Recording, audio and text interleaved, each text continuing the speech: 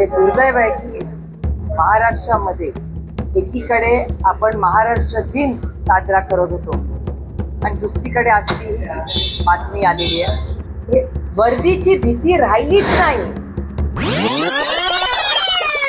काल संध्याकाळ जेव्हा ही घटना झाली त्याच्या 2-3 तासानंतर माझं जे गिल आहेत SP यांच्याशी बोलणं झालंय. काल रात्री 3-4 वेळा झालं, आज सकाळपासून 3-4 वेळा झालं.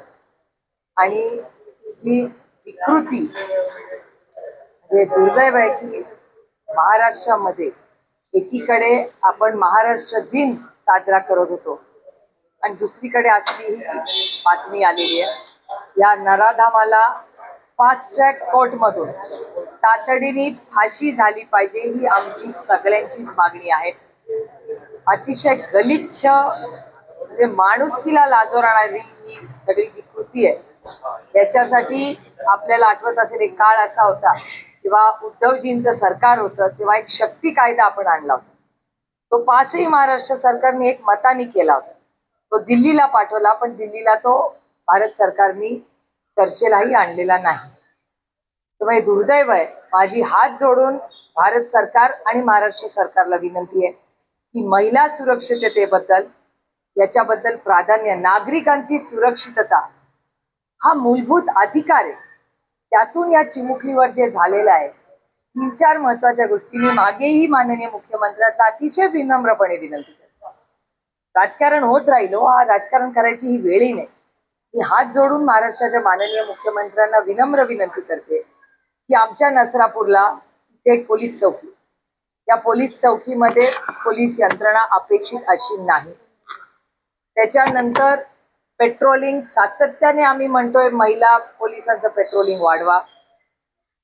महाराष्ट्रामध्ये जे महिला सुरक्षितता किंवा महिला न्याय देण्यासाठी जी यंत्रणा होती त्याला आज अध्यक्ष नाही आणि मग न्याय मागण्यासाठी जायचं कुठे. पण ही बाजू असतानाही मी माननीय पोलीस यंत्रणेचे, माननीय मुख्यमंत्री, माननीय SP पुणे जिल्ह्याचे यांचे मनपूर्वक आभारी मानतो. एक गोष्ट त्यांनी केली ही मान्य केली पाहिजे आपण. काल हे झाल्यापासून तातडीने अटक झाली आणि पोलीस यंत्रणेने साथ दिली आहे नागरिकांना.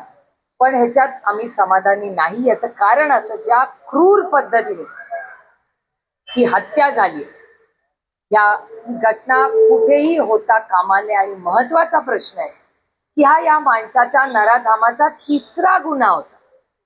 मग जर 3रा गुन्हा आहे तर पहिल्या गुन्ह्यामध्ये त्याला बेल कशी मिळाली? दुसऱ्या कृती, गलिच्छ कृती केल्यावर बेल कशी मिळाली?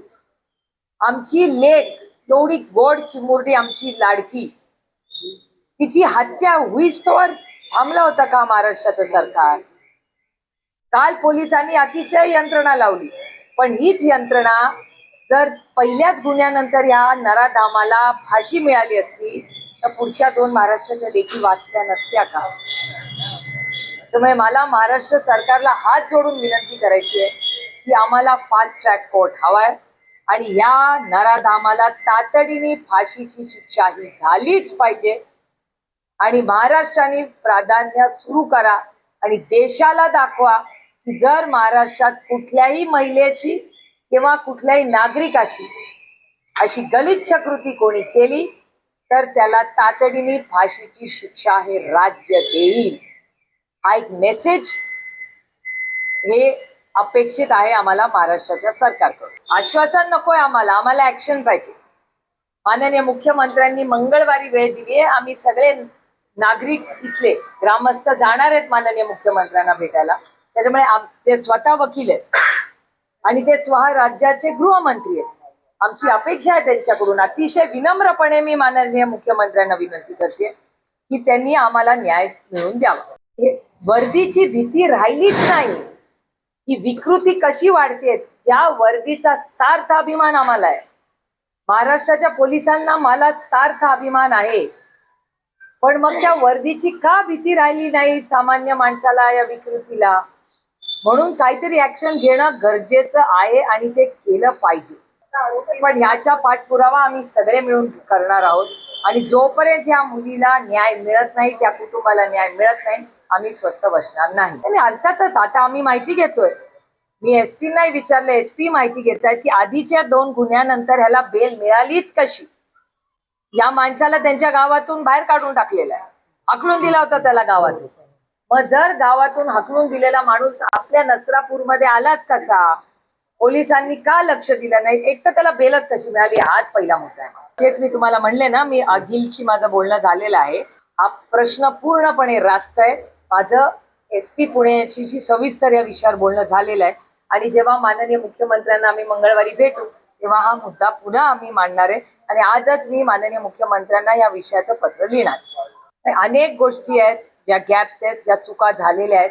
माझं म्हणणं आम्हाला आता पहिलं प्राधान्य की त्या नराधामाला तातडीने फास्ट ट्रॅक कोर्टमध्ये केस चालून फाशी देणं ही आमची पहिली मागणी आहे.